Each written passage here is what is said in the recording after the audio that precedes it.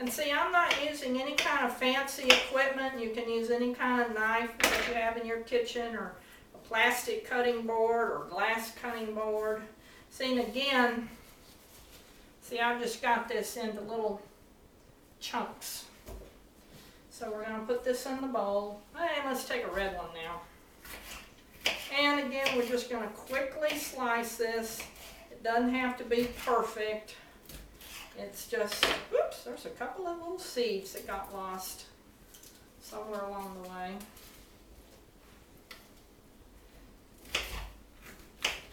So we're just going to chop this up real quickly. Again, I like the serrated knife on this because it's got the little skin on it. However, this other little knife works really good too. So let's try a yellow one, and we're going to use this knife. Hey, it works pretty good. So, I think we might just use this little baby. Now you want to be careful not to cut yourself. And actually, by having these little glovies on, that kind of helps you too, because if you're going to cut something, it's going to cut the glove first before you cut your skin. Now I notice on the TV shows, all these fancy chefs turn their knuckles in and they cut it like that to keep themselves from cutting their fingers. Like I said, for years, if I was cooking and my husband was at home, he'd always be hearing screams coming out of the kitchen because I was always cutting myself or burning myself or dropping something on my foot or whatever. And he was always having to come in and rescue me. I got so stressed out cooking, I just couldn't even go into the kitchen. The only thing I used to cook was something in the microwave. And I just hated the cooking because I hated all the prep work, and then you had to clean up, and yada, yada, yada. But by doing it this way, and my vegetables are already pre-cut up, then it just makes it so much easier, and I'm actually enjoying cooking. And some of my friends were telling me, oh, you're such a great cook, and you got such great, wonderful dishes, and I'm thinking, geez, me? How could that be? But I've gotten kind of creative over the years. I have an herb garden out on my patio, and an herb garden, I was talking to a lady at church today, and she says, oh, that must be hard to have, and oh, I should have one of those, and I wish I had one of those, and all like that. And I said, well, they're very simple. You just go down to the store. Some of the grocery stores sell herbs in their produce department in the little pots for you to plant. And you can also get them at Walmart or Home Depot or Lowe's, any place like that. Actually, I found the ones that I get in the produce department a little better and a little less expensive. But you just need a little bitty pot, you know, a little red clay pot or something like that to put them in. Or you could be creative if you've got a old bathtub or a bucket or something like that. You could put it in there. The dirt doesn't have to be very deep. You just put it in some good soil. I always use that Miracle Grow potting soil, but you can use whatever's on sale at the market or at the home improvement store, and just keep it watered. And I usually put a little bit of Osmocote in it when I plant it, but they grow really well. And then when you're ready to cook, all you have to do is just go out into your patio and snip a few herbs and just get creative. I take mint and rosemary and oregano and basil and parsley that I have growing on my patio, and I just snip a few, chop it all up. If you're making chicken breast or fish, just put maybe a teaspoon of olive oil in the skillet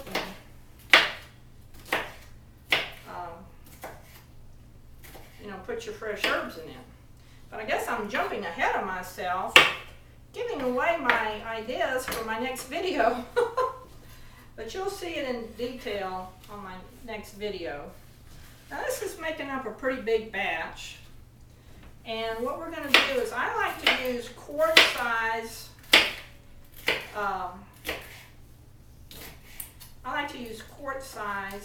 Ziploc bags, and you get the freezer kind. Don't get the little sandwich thin kind.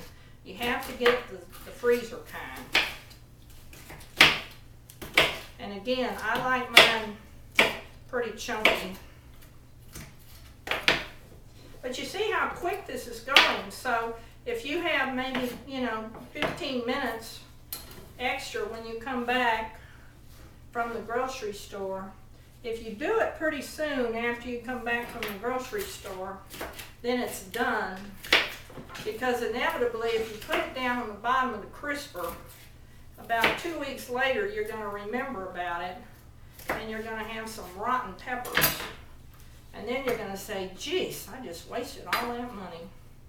Now, I think I paid $6.98 for these 6 peppers. So that's a little over $1 a pepper. However, if you go to the market, you'll probably find these red and yellow and orange peppers much more expensive than that. Sometimes $2, $2.50, even $3 a pepper. So you just kind of rinse that off. And this is wet from the drain, so we're going to just rinse this off. That goes in the trash. And we got our knives. Oops, there went one of the little tops. Now I just kind of mix all this together. And again, by using your little gloves, you don't come out with all kind of pepper smelling hands. So we've got this little mixture, and as you can see, we've got the red and the yellow and the orange peppers.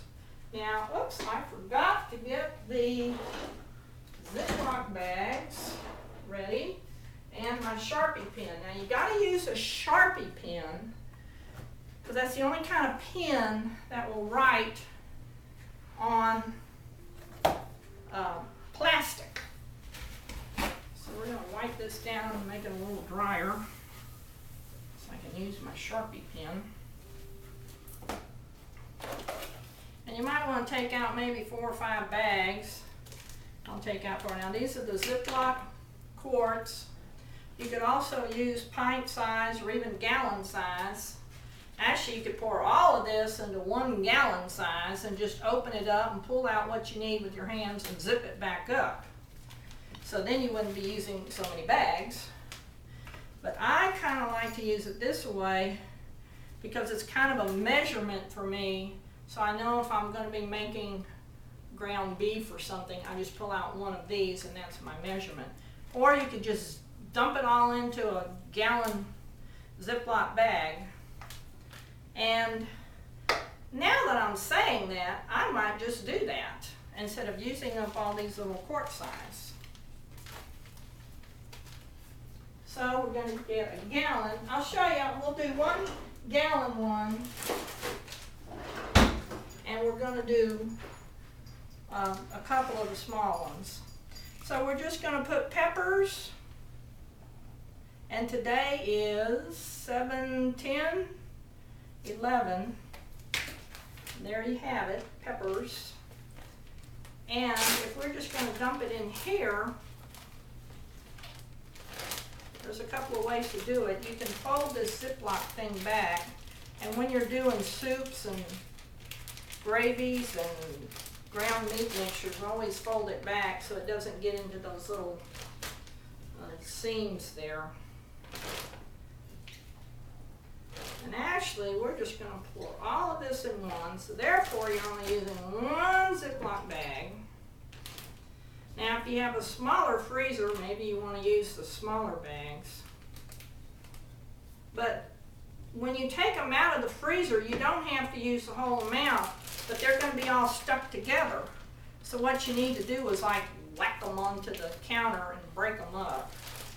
Now we want to try to get as much of the air out of it as we can. Move that out of the way. See how I'm like squeezing it?